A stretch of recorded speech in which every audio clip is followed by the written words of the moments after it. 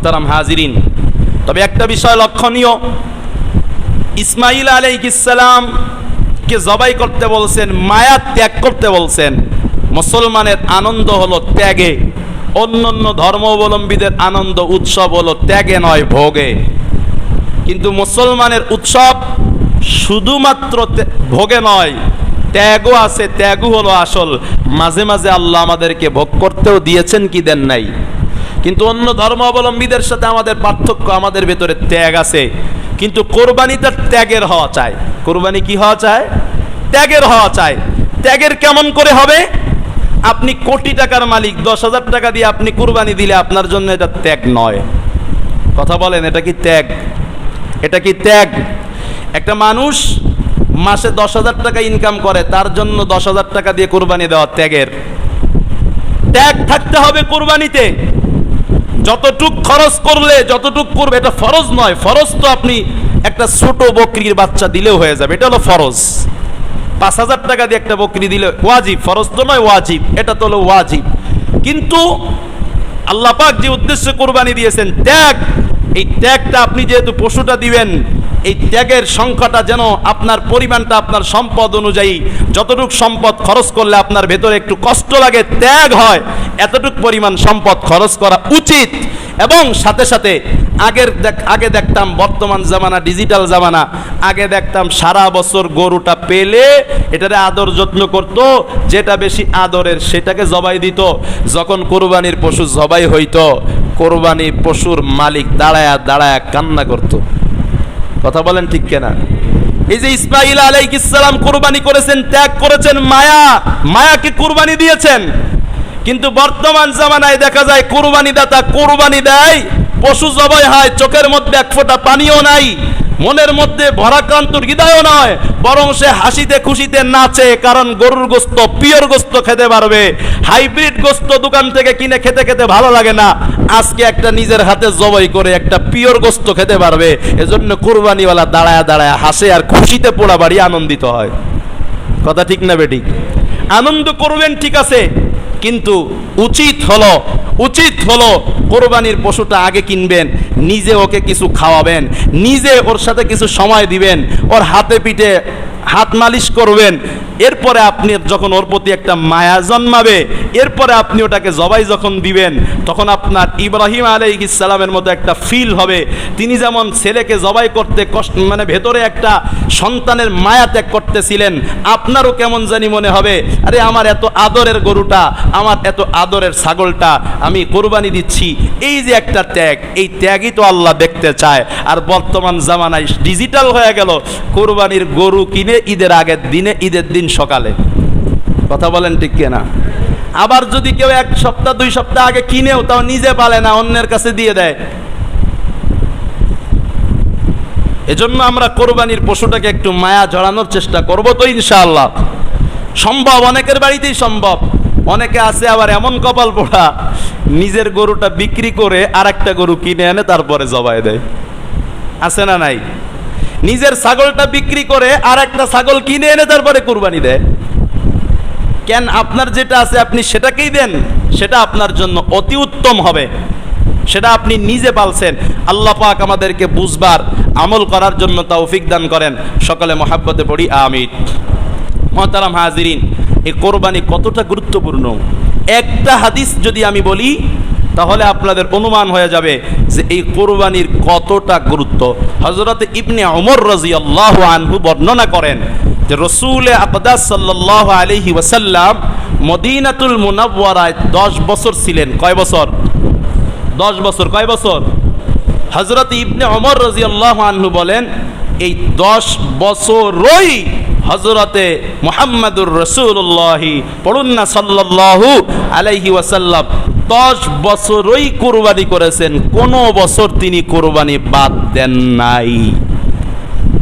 তাহলে যেই আমল নবী মদিনার জীবনে কোনোদিন ছাড়েন নাই, প্রতি বছর লাগাতার রাসূল কুরবানি করেছেন। আচ্ছা আপনারা বলুন তো দেখি, রাসূলের সম্পদ কি অনেক ছিল না গরিব ছিলেন? সম্পদ আল্লাহ দিছিলেন, কিন্তু যা যখন আল্লাহ দিতেন সঙ্গে সঙ্গে দান করে দিতেন। এমন না যে আমার নবীর কিছু ছিল না, ছিল, কিন্তু যাই আসতো সব দান করে দিতেন আমার নবী। কিন্তু আল্লাহর রাসূল কুরবানি দিয়েছেন কি দেন নাই? দিছেন। আপনি কেন বসে আছেন যে আমার কুরবানি ওয়াজিব কি ওয়াজিব না? ফাঁক ফুকর দিয়ে একটু মাসআলা বের করা যায় কিনা যে আমার কুরবানি ওয়াজিব না, তাইলেই আমি বেঁচে গেলাম, তাইলেই আমি কুরবানি দিব না। আমাদের হলো বাঁচাবাচির টেনশন। অথচ আল্লাহর রসুল নেশাব পরিমাণ মাল না থাকার সত্ত্বেও আল্লাহ রসুল কুরবানি করেছেন প্রতি বছর। আমাদের অবস্থা হলো দুনিয়ার ক্ষেত্রে আমরা কতটুকু প্রয়োজন এটা খুঁজি না, অতিরিক্ত খুঁজি, নফল খুঁজি। আমাদের অবস্থা হলো দুনিয়ার ক্ষেত্রে কত ভালো সেটা খুঁজি, উত্তমটা খুঁজি। আখেরাতের ক্ষেত্রে জায়েজের উপরে থাকি, উত্তমের দিকে যাওয়ার দরকার নাই। কয় হুজুর জায়েজ আছে নি, এটা কোন জায়েজ থাকলেই চলবো, উত্তম টুত্তম দরকার নাই। আমরা অত পরিপূর্ণ, অত আমরা ভালো মমিন না, শক্তিশালী মমিন না, আমরা জায়েজের উপরে থাকলেই চলবে। দুনিয়ার ক্ষেত্রে শুধু উত্তমটা খুঁজি, আখেরাতের ক্ষেত্রে কোনো রকম বাঁচারটা খুঁজি। আল্লাহ পাক আমাদেরকে আখেরাত অনুরাগী, দুনিয়া বিরাগী হওয়ার তৌফিক দান করেন। মুহাব্বতে পড়ি আমিন। মুহতারাম হাজিরিন, আল্লাহর রাসূল প্রতি বছর কুরবানি দিয়েছেন। আর এই কুরবানি কতটা গুরুত্বপূর্ণ, আম্মাজান আয়েশা সিদ্দিকা রাদিয়াল্লাহু আনহা বলেন, তিনি হাদিস বর্ণনা করেন, রাসূল বলতেছেন, মা আমিলা ইবনু আদম আমালান ইয়াওমান নাহরি আহাব্বা ইলাল্লাহি মিন ইহরাকিদ দামি ওয়া ইন্নাহু লায়াতি ইয়াওমাল কিয়ামাতি বিকুরুনিহা ওয়া আজলাফিহা ওয়া আশআরিহা। আমার আপনার মায়ার নবী বলেন, ইয়াউমুন নাহরের দিন অর্থাৎ কুরবানির দিন, বনি আদমের অর্থাৎ মানুষের অর্থাৎ মুসলমানের আল্লাহর জন্য খালেস নিয়তে কোরবানির পশু, কোরবানির জন্তুর গলায় ছুরি চালানো অর্থাৎ কোরবানি দেওয়ার থেকে উত্তম আর ভালো আর কোন আমল ওই দিনে আল্লাহর কাছে নাই। ওই দিনই আল্লাহর কাছে সবচেয়ে প্রিয় আমল হলো আপনি জবাই করবেন, কোরবানি দিবেন। তার মানে আপনি যে বছর কুরবানি দিলেন না, সে বছর আল্লাহর প্রিয় আমলের লিস্টিতে আপনার নামটা নাই। আপনি কি এইভাবে কখনো ভেবেছেন? আপনি কি কখনো এইভাবে ভেবেছেন যে আল্লাহ মালিক 2024 সালে কোরবানির ঈদের দিন আল্লাহর কাছে সবচেয়ে প্রিয় আমল যেটা, সেটা আমার দ্বারা হলো না, আমি করতে পারলাম না? আপনি কি কখনো এইভাবে ভেবেছেন আমার বয়স 30 বছর, 10 বছর যাবত আল্লাহ প্রতিবার ফিরিস্তারা লেখছে যে কারা সবচেয়ে প্রিয় আমলটি করে? আপনি শুধু ভাবেন আমার উপর ওয়াজিব কি ওয়াজিব না, কিন্তু আপনি এটা কি ভেবেছেন প্রতি বছর ঈদের দিনে লিস্টি হচ্ছে কারা আল্লাহর সবচেয়ে প্রিয় আমলটি করে? হতেও তো পারে আল্লাহ হাসরের ময়দানে বলবেন, কারা ইয়াউমুন নাহরের দিনে, কুরবানির ঈদের দিনে আমার সবচেয়ে প্রিয় আমল কুরবানিটা করেছিলে খালেস নিয়েতে, সামনে আসো তোমাদেরকে বিনা হিসাবে জান্নাতে দিব। এমনও তো হতে পারে। ভেবেছেন কি কখনো যদি এমন ডাক হাসরের ময়দানে এসে যায়, আপনি কিন্তু এই ডাকে সাড়া দিতে পারতেছেন না? ভেবেছেন কি কখনো এভাবে? এটা তো গোস্ত খাওয়ার ফুর্তির নাম নয়। আমার আল্লাহর নবী সাল্লাল্লাহু আলাইহি ওয়াসাল্লাম বলেন, যেই জন্তুকে পশুকে জবাই দিবা, লা ইয়াতি ইয়াউমাল কিয়ামাতি বিকুরুনিহা ওয়া আযলাফিহা ওয়া আশারিহা।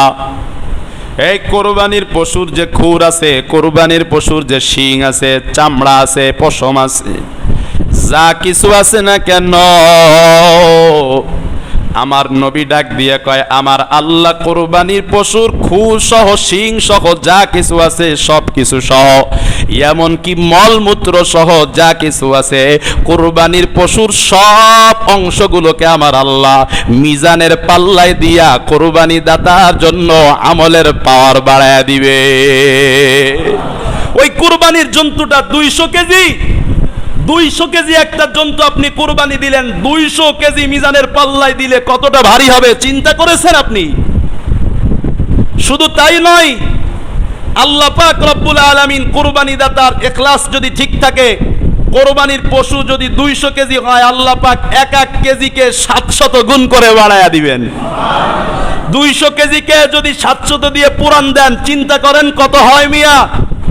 শুধুমাত্র গোস্ত খাওয়ার হিসাবটা করলেন, আল্লাহ পাক এই 200 কেজির 700 গুণ দিয়া যে মিজানের পাল্লায় উঠাবেন, চিন্তা করলেন না আমার এক কুরবানির জন্তুই আমার জান্নাতে যাওয়ার জন্য যথেষ্ট হতে পারে? ঠিক কি ঠিক না বলেন? খবর নাই আমাদের। মুহতারাম হাজিরিন, আল্লাহর রাসূল বলেন, ওয়া ইন্নাদ দামা লা ইয়াকাউ মিনাল্লাহি বিমাকানিন ক্বাবলা আন ইয়াকা আলাল আরদি। আল্লাহর রাসূল সাল্লাল্লাহু আলাইহি ওয়াসাল্লাম বলেন, তোমার কোরবানির পশুর রক্ত জমিনে প্রবাহিত হওয়ার আগেই কোরবানি দাতার জীবনের সব গুনাহগাতা আল্লাহ পাক ওই রক্তের সাথে ভাসায়া ক্ষমা করে দেন। সুবহানাল্লাহ। কোরবানি দাতার জীবনের সব গুনাহগুলো মুছে সে পবিত্র মানুষ হয়ে যায়। রক্ত প্রবাহিত করার মাধ্যমে তার পুরা জীবনের গুনাহগুলো থেকে সে পরিষ্কার হয়ে যায়, সে মাসুম হয়ে যায়। এমন একটি ইবাদত কারোর জীবনেও জুটে নাই। এমন লোকও এখানে আছেন 5 বছর 3 বছর 4 বছর ধরে কোরবানি দিচ্ছেন না, এমন লোকও কথা বলেন এখানে আছে না নাই?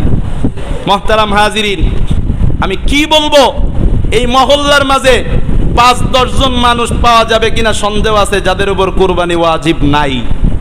আমি কি ঠিক বললাম না ভুল বললাম? 5-10টা মানুষ পাওয়া যাবে কিনা সন্দেহ আছে যাদের উপরে কোরবানি ওয়াজিব নয়।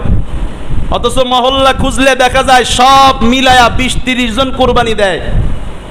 অথচ মহল্লায় 100-র অধিক মানুষ আছে। আর কোরবানির মানে এটা ভাইবেন না যে এক বাড়ি থেকে একজনে দিলে হয়ে যায়। বিষয়টা কিন্তু এমন নয়। অনেক বাড়ি থেকে এক বাড়ি থেকে একজনে কোরবানি দেয়। এক বাড়িতে যদি 100 জন সদস্য, 100 জন তো হয় না, অবান্তর কথা বলে লাভ নেই। 10 জন সদস্য যদি এক বাড়িতে থাকে, 10 জন সদস্যরই যদি কোরবানি দেওয়ার মতো মাল অর্থাৎ 52.5 তোলার রূপা সমপরিমাণ টাকা জমি ইত্যাদি যদি সম্পদ যদি থাকে, কোন দিন থাকবে? কোরবানির ওই 3 দিন যদি মালিক থাকে, 1 বছর হওয়া শর্ত নয়। ওই ঘরে যদি 10 জন সদস্য থাকে, বালেগ হয়ে থাকে যদি ওই 10 জন, প্রাপ্তবয়স্ক পুরুষ নারী যদি হয়ে থাকে, তো 10 জন সদস্য থাকলে 10 জনের উপরই কোরবানি ওয়াজিব, একজনের উপরে নয়। এটা আমাদের ইমাম আবু হানিফা রহমাতুল্লাহি আলাইহির ফতোয়া। এক বাড়ি থেকে একজন কোরবানি দেওয়া এটা আমাদের ইমামের ফতোয়া না। অনেকে কোরবানি দেয় এক বাড়ি থেকে একজন। আরে বাবার উপরে ওয়াজিব, ছেলের উপরে ওয়াজিব, মেয়ের উপরে ওয়াজিব, বিবির উপরে ওয়াজিব, কিন্তু দিচ্ছে শুধুমাত্র বাবা। হ্যাঁ, তবে বাবা দিচ্ছে। বাবা যদি এক গরু দেয় 7 ভাগ হয়, তো ঘরে যদি 7 জন সদস্য থাকে, বাবা যদি দিয়া নিজের নামে 1 ভাগ, ঘরের 6 জন সদস্যের নামে আর 6 ভাগ, এরকম দিলে কিন্তু হয়ে যাবে, তাতে কোনো সমস্যা নাই। তবে কোরবানি ব্যক্তি বিশেষ ওয়াজিব, পরিবার ভিত্তিক ওয়াজিব নয়। কথা আমি বুঝাইতে পেরেছি? কোরবানি ব্যক্তি বিশেষ ওয়াজিব, পারিবারিক ওয়াজিব নয়। আল্লাহ পাক আমাদেরকে সহি বুঝ দান করেন। মুহতারাম হাজিরিন, এই কোরবানি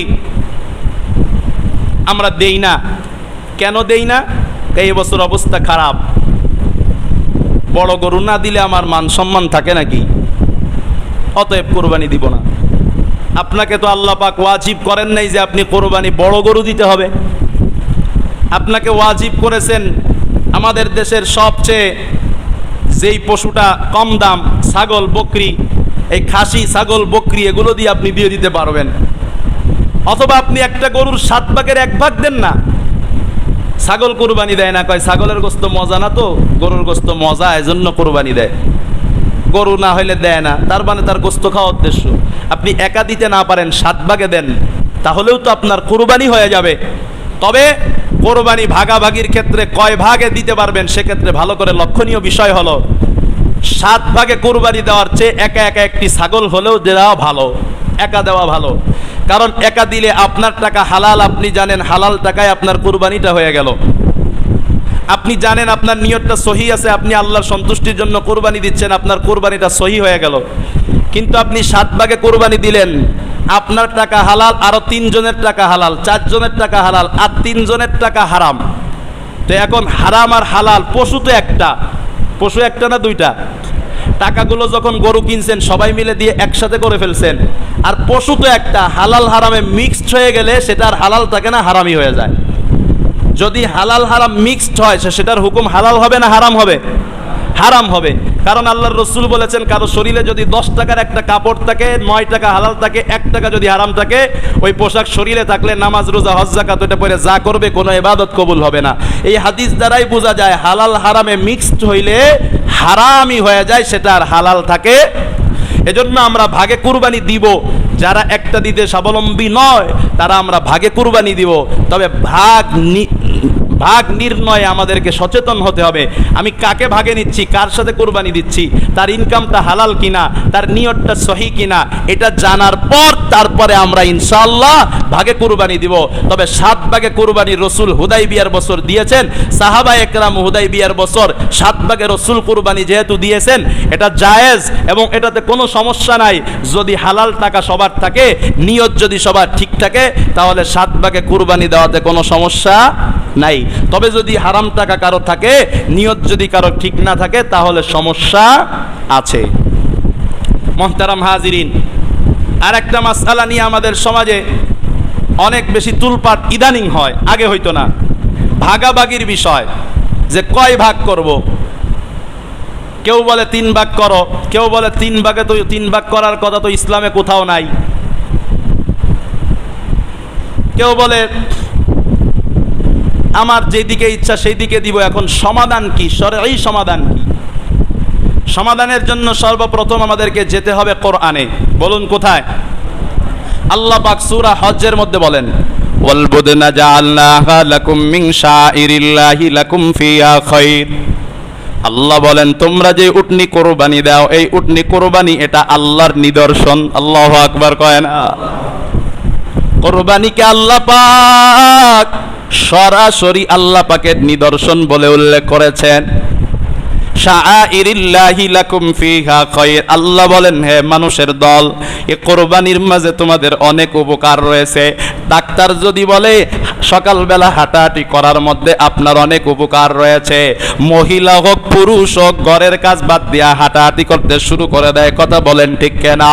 ডাক্তার যদি বলে দুধ খাওয়ার মধ্যে উপকার, এমন কোন মুসল্লি এখানে নাই যে সে দুধ খায় না। নবীর উম্মতের দল, ডাক্তারের কথা আমাদের বিশ্বাস হয়, এনজিওদের কথা আমাদের বিশ্বাস হয়।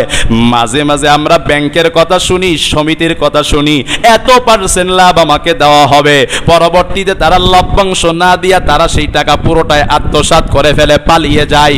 এই ধরনের কাজ বাংলাদেশে বারবার ঘটার পরেও এনজিওদের কথা, সমিতির কথা আমরা বিশ্বাস করে ডিপিএস করি, সমিতি করি, এনজিও করি। কথা কোন ঠিক কেনা? অথচ এই ধোঁকাবাজ মানুষ ধোঁকা দেওয়ার পরেও তাদের কথা বিশ্বাস করি।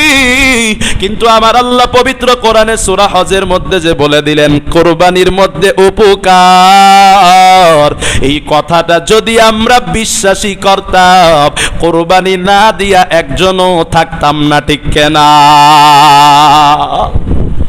আল্লাহ পাক বলেন, লাকুম ফিহা খায়র ফাযকুরু ইসমাল্লাহি আলাইহা সাওয়াফ। সুতরাং কুরবানির পশুগুলোর সারিবদ্ধভাবে দাঁড় করায় দাও। সারিবদ্ধভাবে দাঁড় করাইতে বলছেন, কারণ উটকে সারিবদ্ধভাবে দাঁড় করায় জবাই দেওয়া হয়।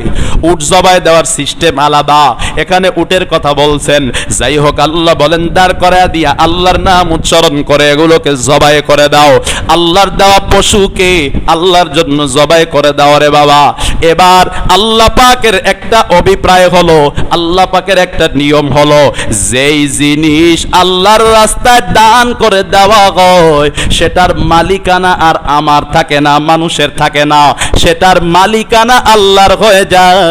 আর ওই আল্লাহর মালিকানা দিন দান করা বস্তুটা আমার আল্লাহ গরিব দুঃখীদেরকে হাদিয়া দিয়ে দেন। আপনি যদি মসজিদে দান করেন এটা আপনি আর পাবেন না। গরিবকে দান করলে সেটার মালিক আর আপনি নয়, গরিবকে দান করলে সেটা আল্লাহ মালিক, আল্লাহ গরিবকে হাদিয়া দিল। কিন্তু আমার আল্লাহ কতটা ভালোবেসে আল্লাহ পাক একমাত্র একটা দান, সেটা হলো কোরবানি। এটা আল্লাহকে দিয়ে দেবার পর আল্লাহ গরিবরেও দিয়েছেন, যে দান করে কোরবানি দেয় তাকেও খাওয়ার জন্য হাদিয়া দিয়েছে। আর কোন ইবাদত, আর কোন দান সদকায় যে দান করবে তার খাওয়ার অনুমতি আল্লাহ দেন নাই। একমাত্র সদকা কুরবানি, এই কুরবানিতে আল্লাহ তাকে খাওয়ার অনুমতি দিয়েছে। আল্লাহ বলেন এবার কে খাবে, এগুলোর ভাগাভাগি কেমন হবে? আল্লাহ কয় ফাকুলু মিনহা ওয়া আতইমুল বাইসাল ফাকির। আল্লাহ পাক রব্বুল আলামিন বলেন এই কুরবানির গোশত থেকে নিজে খাও। এমন কি আল্লাহর রাসূল কয় কুরবানির দিন ঘুম থেকে ওঠার পর কুরবানি দাতা মিষ্টি খাবে না, কিছুই খাবে না। কুরবানি দাতা কিছু না খাইয়া মসজিদে গিয়া ঈদগাহে গিয়ে ঈদের নামাজ পড়বে। করবে, একটু শরীর খারাপ লাগলেও ঈদের নামাজ পড়ার পর কুরবানির পশু জবাই দিবে, আগে একটু গোস্ত মেপে বাড়িতে পাঠায়া দিবে, কুরবানির গোস্ত কাটাকাটি করবে, আর বাসা থেকে ওই গোস্তটা রান্না হবে। ঈদের দিন সর্বপ্রথম কুরবানি দাতার জন্য সুন্নত হলো সর্বপ্রথম নিজের কুরবানি দেওয়া পশুর গোস্ত নিজে আহার করা। আল্লাহ কত খুশি বান্দার প্রতি, যে বান্দারে বলতেছে তুই সবার আগে খাবি, দিনে সারাদিন না খেয়ে থাকবি, কুরবানির গোস্ত রান্না হওয়ার আগ পর্যন্ত কিছু খাবি না, গোস্ত রান্না হইলে আগে গোস্ত খাবি। সুবহানাল্লাহ পড়লেন। এক নম্বরে তুমি নিজে খাও, দুই নম্বরে ওয়া আতইমুল বাইস, যারা চাইতে পারে না কিন্তু গরিব। এটা তরজমা কেউ কেউ আত্মীয় স্বজন করেছেন। তো দুই নম্বরে যারা চাইতে পারে না কিন্তু গরিব আর আত্মীয় স্বজন, এদেরকে দাও। তিন নম্বরে ফকির, যারা সোয়াল করে চেয়ে বেড়ায়, ফকির বা দরিদ্র, এদেরকে দাও। আল্লাহ পাক কয়জনকে খাইতে বললেন? তিন শ্রেণীকে খেতে বললেন। কয় শ্রেণীকে? তিন শ্রেণীকে। এখন কেউ যদি বলে তিন ভাগের কথা কোরআন হাদিসে নাই, তার কথা সত্য না মিথ্যা? কথা বলেন, সত্য না মিথ্যা? এবার আসেন, এই তিন ভাগটা কোন পর্যায়ের? ফরজ পর্যায়ের, না ওয়াজিব পর্যায়ের, না সুন্নত পর্যায়ের, না নফল পর্যায়ের? এখন আল্লাহ পাকের কিছু আদেশ আছে কোরআনে যেটা ফরজ, কিছু আদেশ আছে যেটা ওয়াজিব, কিছু আদেশ আছে যেটা আল্লাহ উত্তম। এই উত্তম অনুত্তম, ফরজ ওয়াজিব, এটা আল্লাহ পাকের কোন আদেশটা ফরজ, কোন আদেশটা ওয়াজিব, কোন আদেশটা সুন্নত, এটা আমরা বলতে পারি না, এটা বলেন আমাদের নবী। কে বলেন? আমাদের নবী। তো নবী এই তিন ভাগের ফরজ পর্যায়ের বলে যান নাই, তিনটা ভাগ করা ফরজ নয়। আমার কথা ক্লিয়ার বুঝতে পারলেন? এই তিন ভাগ করা কি নয়? ফরজ নয়। তবে সূরা হজ্জের মধ্যে তিন ভাগ করার আদেশ আল্লাহ দিয়েছেন। ফরজ না হলেও এটা কার আদেশ? ওয়াজিব না হলেও এটা কার আদেশ? এবার যদি আপনার কাছে আল্লাহর আদেশের মূল্য থাকে, ফরজ হোক বা না হোক, ওয়াজিব হোক বা না হোক, আল্লাহ যেহেতু কোরআনে বলছেন যে এইভাবে এইভাবে করবা কুরবানির গোশত, যদি আপনার কাছে আল্লাহর কোরআনের কথার মূল্য থাকে তো আপনি তা করবেন, আর যদি মূল্য না থাকে তো আপনার যেমন ইচ্ছা তেমন করবেন। তিন ভাগ করবে। এবার তিন ভাগ করার পর, অথবা তিন ভাগ না করলো, সে নিজে যতটুকু খাবে, ইচ্ছা করবে খাবে, যাকে দেওয়ার ইচ্ছা দিবে। অনেকে তো আছে পুরাটাই দিয়ে দেয়। কথা বলেন, আছে না নাই? সামান্য একবার রান্না করে আর পুরাটাই দিয়ে দেয়। মুহতারাম হাজিরিন, তবে কুরবানির গোশত কাউকে কোথাও দেওয়ার জন্য বাধ্য করা সম্পূর্ণ নাজায়েজ। বলেন, কুরবানির গোশত কাউকে কোথায় দিতে বাধ্য করা সম্পূর্ণ নাজায়েজ। মাসআলা আগামী সপ্তাহে ইনশাআল্লাহ বাকিগুলো বলবো, এই সপ্তাহে শুধু ভাগাভাগির মাসআলাটা বলে দিই। মুহতারাম হাজিরিন, এই তিন ভাগ করা ফরজ নয়, তবে আল্লাহ পাকের আদেশ। তিন ভাগ করতে পারি, তিন ভাগ না করে পুরাটাও দিয়ে দিতে পারি, পুরাটাও খাইতে পারি, সারা বছর রেখে খাওয়া জায়েজ আছে। তবে একটা হাদিস আসছে আম্মাজান আয়েশা রাদিয়াল্লাহু তাআলা আনহা থেকে, বলবো আপনাদেরকে, হাদিসটা কি শোনাবো? হাদিসটা শোনাই, হাদিসটা থেকে আপনারাই নিজেরাই মতামত দিবেন, নিজেরাই নিজেকে প্রশ্ন করবেন। আম্মাজান আয়েশা রাদিয়াল্লাহু তাআলা আনহার এই হাদিসের প্রেক্ষাপট নিয়ে আমার কি করা উচিত? কুরবানির গোশতটা আমি কি সারা বছর খাবো, না পুরাটুকু দান করে দিব? দেখেন আম্মাজান আয়েশা রাদিয়াল্লাহু তাআলা আনহা কি বলেন। হাদিসটা সহিহ বুখারী শরীফে আছে, বুখারী শরীফের 5172 নম্বর হাদিস। আম্মাজান আয়েশা বলেন, আন আয়েশা ক্বালাত আয-যাহিয়াতু কুন্না নামলাহু মিনহা। আম্মাজান আয়েশা রাদিয়াল্লাহু তাআলা আনহা বলেন, আমি আম্মাজান আয়েশা, আমার মায়ার নবী আমাদের কুরবানির যে বস্তু ছিল, পশু ছিল, তার গোশতটা তখন তো ফ্রিজ ছিল না, লবণ দিয়া রেখে দেওয়া হতো। আম্মাজান আয়েশা বলেন, আমি কুরবানির গোশতের মধ্যে লবণটা মাখাইলাম, লবণ মাখায়া সংরক্ষণ করলাম। 3 দিন পর মায়ার নবীর সামনে আমি ওই কুরবানির গোশতটা পেশ করলাম। মায়ার নবী ওই গোশত দেখলেন, খাইলেন। তবে মায়ার নবী আমাকে বললেন, রে আয়েশা, 3 দিনের বেশি কুরবানির গোশতটা তুমি খাইও না। অর্থাৎ যিনি কুরবানি দাতা, তাকে আল্লাহর রাসূল বলতেছে যে আয়েশা, কুরবানির গোশত তুমি সংরক্ষণ করে লবণ দিয়ে রাইখা দিছো, 3 দিন পর্যন্ত খায়ো, তারপরে আর তুমি খায়ো না। এরপরে আবার আল্লাহর রসুল নিজেই বলে দিলেন, আমার উম্মত যদি এটারে আবার ফরজ মনে করে, আমার উম্মত যদি এটারে আবার ওয়াজিব মনে করে যে 3 দিনের পরে আর খাওয়া যাবে না, হাই হাই মনে হয় গুনাহ হবে। এজন্য আমার নবী নিজেই কয়, আয়েশা 3 দিনের বেশি যে তোমারে খাইতে নিষেধ করলাম, ওয়ালাইসাত বিআসিমাতিন, ও আয়েশা এটা কোনো ফরজ নয়, এটা কোনো ওয়াজিব নয় যে তুমি 3 দিনই খাবা তারপরে আর খাইতে পারবা না, বিষয়টা কিন্তু এমন না। ওয়ালাকিন আরাদা আইয়ুতইমা মিনহু, কিন্তু আয়েশা রে আমি তোমারে এজন্যই 3 দিনের বেশি খাইতে নিষেধ করেছি যাতে করে গরিব মিসকিনরা তোমার কোরবানির পশুর অংশ থেকে আনন্দ করতে পারে। এজন্য আল্লাহর রাসূল বললেন যে আয়েশা 3 দিনের বেশি রাখো না। যদিও এই হাদিসটা আমুল হুজুন, দুর্ভিক্ষের বছরের হাদিস, তবে আল্লাহর রাসূলের এই হাদিস থেকে 3 দিনের বেশি না খাওয়া জায়েজ না বিষয়টা এমন না। আপনি ইচ্ছা করলে আগামী বছর কুরবানি পর্যন্তও খেতে পারবেন, কিন্তু আল্লাহর রসুল নিজের পরিবারে যে আমলটা করেছে সেটা হলো আল্লাহর রসুল আয়েশারে বলছে 3 দিন খায়ও, 3 দিনের পরে আর খায়ও না, মানুষরে দিয়ে দিও আগে থেকেই। এবার আপনি চিন্তা করেন রসুলের পরিবারে যেইভাবে আমল হয়েছে আপনি সেইভাবে করবেন নাকি আপনি সারা বছর সংরক্ষণ করবেন? এটা আপনি এবার বুঝে নেন, আপনার মাথায় কি বলে, আপনার জ্ঞানে কি বলে। আপনি আপনার নিজের কাছে প্রশ্ন করলেই উত্তর পেয়ে যাবেন। সব ফতোয়া মোল্লাদের দেওয়া লাগে না, কথা ঠিক না বেঠিক? মুহতারাম হাজিরিন, যে কথা বলতেছিলাম, কোরবানির গোশত কাউকে কোথাও দিতে বাধ্য করা সম্পূর্ণ নাজায়েজ। আমাদের বাংলাদেশের বিভিন্ন সমাজ আছে, বিভিন্ন সমাজের মোড়ল্লা একটু মোড়লগিরি করার জন্য, ওই যে কথায় আছে না, পরের ধনে কি জানি বলে, পরের ধনে আর কি পৈতামি, এই ধরনের একটা কথা আছে। নিজের সম্পদ দান না করে আর একজনের সম্পদ নিয়ে একটু মাতাব্বারি করে। এ ধরনের কিছু লোক আছে যে আর একজনের সম্পদ নিয়ে একজনের কাছ থেকে টাকা নিয়ে এবার সে বিতরণ করে বেড়াচ্ছে, অমকরে দিমু তমকরে দিমু, এটা দিমু সেটা দিমু, নিজে কিন্তু কিছু দেয় না। তো এই পরের ধনে পদ্দারি কথাটা যে আছে আমাদের বাংলাদেশে, এই পরের ধনে পদ্দারিটা কোরবানির ক্ষেত্রে সম্পূর্ণ বেমানান নাজায়েজ একটা কাজ। কোরবানির গোশত 3 ভাগ করবে, পুরাটা দিবে না নিজে খাবে, এটা যে কোরবানি দিয়েছে তার মালিকানা। সমাজে আমাদের বিভিন্ন সমাজে বিভিন্ন অনিয়ম চলে। শুধু কোরবানির গোশত গরিবরে দেয় না, এটা তো গরিবরে যদি কেউ একবারে নাও দেয় তাও কিন্তু বিরাট বড় অপরাধ করছে, নাজায়েজ হারাম কাজ করছে, বিষয়টা কিন্তু এমন না, অনুত্তম কাজ করছে। কিন্তু নাজায়েজ হারাম সুদ খাইতেছে সমাজের অনেক মানুষ, নাজায়েজ হারাম দাড়ি কামাইতেছে সমাজের অনেক মানুষ, নাজায়েজ হারাম বেপরদায় চলতেছে অনেক পরিবারের মহিলারা, নাজায়েজ হারাম অনেক পরিবারের সুদ ঘুষের লেনদেন চলে, মিথ্যা কথা চলে, সমাজে বিয়ের মধ্যে গান বাজনা চলে। সামাজিকভাবে সমাজের মোড়লরা গান বাজনা বন্ধ করার বিষয়ে কোনো উদ্যোগ নেয় না, সুদ বন্ধ করার বিষয়ে কোনো উদ্যোগ নেয় না, পর্দায় চলার ব্যাপারেও কোনো উদ্যোগ নেয় না, ফরজ ইবাদত নামাজ পড়ে না সমাজের মানুষ, সমাজের মোড়লরা ওই সব বিষয়ে কোনো উদ্যোগ নেয় না। যত সব উদ্যোগ তাদের গিয়া ঠকেছে, কুরবানির গোশত বাধ্য করে নিয়ে এবার তারা মোড়লগিরি করবে। আপনারা কি আমার কথায় রাগ করতেছেন? এটা শুধু এই সমাজের কথা না, এটা সব সমাজের কথা। আমাদের বাংলাদেশে এমন একটা চলতেছে, অন্য কোনো কাজে তাদের সামাজিকতা মোড়লগিরি করা লাগে না, কুরবানির গোশত দিয়েই তাদের মোড়লগিরি করা লাগে। স্পষ্ট কথা, যেটা ইসলামের কথা সেটা আমি বলবো, না মানা আপনাদের দায়িত্ব। কেউ যদি কাউকে বাধ্য করে যে তোমাকে সমাজে 3 ভাগের 1 ভাগ দিতে হবে, 1 কেজি 2 কেজি দিতে হবে, কেউ যদি স্বেচ্ছায় দেয় কোনো সমস্যা নাই।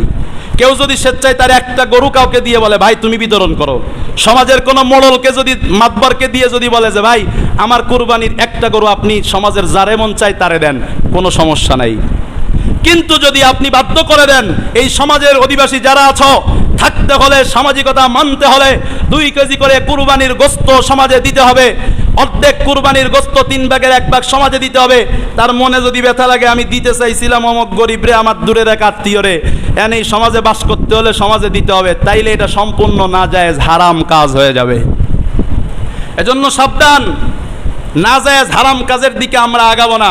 মুহতারাম হাজিরিন, আর একটা বিষয়, আমাদের কিছু কিছু সমাজ আছে, দেশের কিছু কিছু সমাজে কুরবানির গোশত সমাজ থেকে নিয়ে গরিবকে দেওয়া হয়, কিছু কিছু সমাজ আছে কুরবানির গোশত নিয়ে যে কুরবানি দেয় তারেও দেওয়া হয়, যে কুরবানি দেয় না তারেও দেওয়া হয়। কথা বলেন আছে না নাই? আচ্ছা বলুন তো দেখি, আপনারা যারা কুরবানি দেন, আপনারা এই কুরবানির গোশত কাদেরকে হাদিয়া দেন? যে কুরবানি দিছে তারে, না যে কুরবানি দেয় নাই তারে? জোরে বলেন। যে দেয় নাই তাকেই তো দিয়েছেন। এখন আমি যদি ধরি সমাজের ওই নির্দিষ্ট পরিমাণ গোস্ত আপনি স্বেচ্ছায় দিয়েছেন, তাহলে তো জায়েজ, দেওয়া জায়েজ। আপনি স্বেচ্ছায় সমাজে নির্দিষ্ট পরিমাণ গোস্ত দিয়েছেন, জায়েজ। কিন্তু স্বেচ্ছায় দিলেও আপনি তো দিছেন গরিব রে, যে কুরবানি দিছে তারে না। কথা বলেন ঠিক কেনা? তাহলে আপনার ওই সমাজের গোস্তটা ভাগ করে যে কুরবানি দিচ্ছে তার বাড়িতে যাচ্ছে, মানে ওই লোকে হারাম খাচ্ছে। কারণ একজন লোকও যে কুরবানি দিছে তার জন্য গোস্ত সামাজিক বন্টনের জায়গায় পাঠায় নাই। আমার কথা কি ঠিক না বেঠিক? এটা বাস্তব না অবাস্তব? কেউ যদি সমাজে পাঠায় থাকেন যে কুরবানির গোস্ত আমি বড় লোকেরও দিছি, যে কুরবানি দিব তারেও দিছি, যে কুরবানি দেয় নাই তারাও দিছি, তাইলে ঠিক আছে, তাইলে আমার সমস্যা নেই, তাইলে এখানে কোনো সমস্যার বিষয় নেই। তবে আপনি যদি গরিবরে দিয়ে থাকেন তাইলে যে কুরবানি দিছে সে খেতে পারবে না। 2 নম্বর, কুরবানি দিছে সে খাওয়ার চেয়ে যার উপর কুরবানি ওয়াজিব হয়েছে সে কুরবানি দেয় নাই, সে খাওয়া আরো বড় অপরাধ। সে খাওয়া কি আরো বড় অপরাধ। ওই যে আমগো মাদ্রাসায় হুজুররা ক্লাসে একটা কথা বলতো, এক ছাত্রদের হুজুর কইছে, বাবা কয়টা ডাব পেড়ে খাওয়া তো আমারে। ছাত্র কয়, হুজুর ডাব পেড়ে খাওয়াবো, আমার তো পায়ে ব্যথা, সমস্যা, গাছে উঠতে পারি না, ক্ষমা করবেন হুজুর। আর একটা ছাত্র ডাকে আনি, তারে দিয়ে পাড়ান হুজুর। পাড়াইছে, আর একটা ছাত্র এনে দিছে, সে বাড়ছে। এবার হুজুর কয়, এই তুই তো পারলি না, আয় একটু একটা ডাব খা। এখন ছাত্র কয়, হুজুর আপনি একবার গাছে উঠতে কইছেন, আমি গাছে উঠি নাই, আপনার কথাটা মানতে পারলাম না, এমনি অনেক কষ্ট পাইছি। এখন আবার খাইতে বলছেন, এটাও যদি না খাই তো আরো কষ্ট পাইবেন আপনি। এজন্য খাওয়াটা আমি 2টাই খাই, আপনি একটা কইছেন, আমি 2টাই খাই। এমনি কুরবানি দিচ্ছে না, এমনি কুরবানি তার উপর ওয়াজিব, সে কুরবানি দিচ্ছে না, আবার সে যে কুরবানি দিছে তার গোস্ত খাচ্ছে। ওর মতো নির্লজ্জ সমাজে কেউ নাই, ঠিক কেনা বলে? তুই বেটা কুরবানি ওয়াজিব বলে কুরবানি দাস নাই, তোর কুরবানির গোস্ত খাওয়ার স্বপ্ন জাগে কেমনে? কথাগুলো যদিও আমি কঠিন করে বলতেছি, কিন্তু সমাজের বিশৃঙ্খলাগুলো দূর করা দরকার। কঠিন করেও মাঝে মাঝে বলবো, মাঝে মাঝে হাতে পায়ে ধরে বলবো। হাতে পায়ে ধরে আবারও বলতেছি, কুরবানি যাদের ওয়াজিব, খবরদার কুরবানি না দিয়ে কেউ থাকেন না। একটা ছাগলের বাচ্চা হলেও দিয়ে দেন, একটা ছোট ছাগল হলেও দিয়ে দেন। 5,000 টাকা, 3,000 টাকাও যদি একটা ছাগল পান তাও দিয়ে দেন, তাও আল্লাহ খুশি হয়ে যাবে। তাও আপনি এই ধরনের হুমকি রসুল বলেছেন, যে কুরবানি দেয় না সে যেন আমার ঈদের ঈদগাহে যেন না আসে।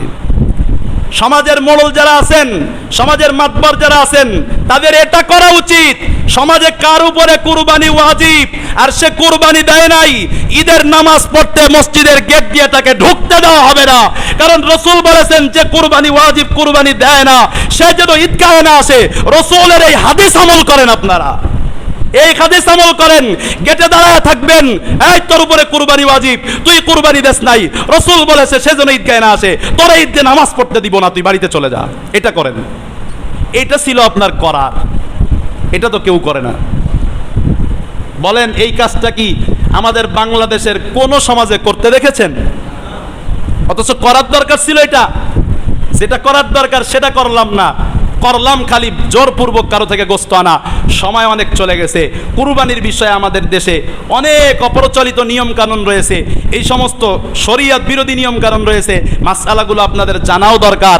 এজন্য একটু সময় বেশি হলে মনোকষ্ট নেবেন না।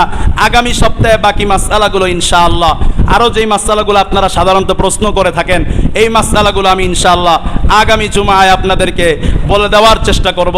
আল্লাহ পাক আমাদের